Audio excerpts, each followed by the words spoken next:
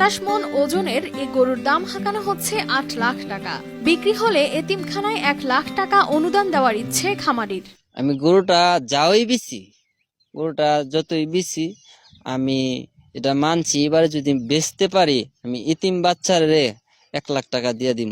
বিক্রি করতে পারলে আমরা মনে করে এতিমখানাতে 1 লক্ষ টাকা দিয়ে দিব। গরুটা আমরা দাম চাইলে 15 লাখ 20 লাখ চাইতে পারতাম, আমরা এগুলা চাই না। সঠিক দাম 8 লাখ টাকা হইলে আমরা বিক্রি করে দিব। ষাঁড়টি নরসিংদী রায়পুরা উপজেলার পাড়াতলী ইউনিয়নের খামারি মামুন মিয়া পরম যত্নে লালন পালন করছেন। 7 ফুট উচ্চতার বিশাল দেহের এ ষাঁড়ের নাম কালো মানিক।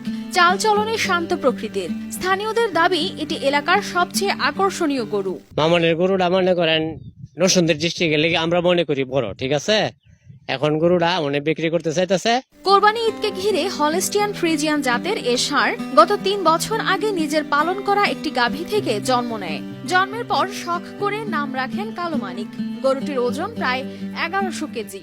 আমার গায়ের গরের বাচ্চা, ঠিক আছে। আমি 3 বছর ধরে পালতেছি এই গরুটা।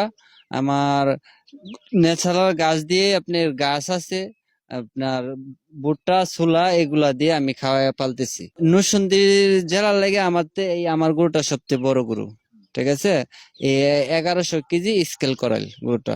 সাদা কালো রঙের এই গরুটি লালন পালন করছেন পরিবারের সদস্য সহ একজন রাখাল। প্রতিদিন 3 বেলা গোসল করার পাশাপাশি গরুটিকে খাওয়ানো হচ্ছে সবুজ ঘাস, গম, ভুসি, ভুট্টা সহ বিভিন্ন দানাদার খাদ্য। আউরের মধ্যে ঘাসও, এই ঘাসের না খাওয়াই, এই সারুন দ্বারা পুরা আউরে সাইরা খাওয়ান যা, কিন্তু এই গরুর সারুন দ্বারা বড় দেখিয়া এটা আইন না কাটা খাওয়াই। এলাকাবাসীর মতে শুধু রায়পুরা নয়, পুরো জেলার মধ্যে এটি সবচেয়ে বড় গরু।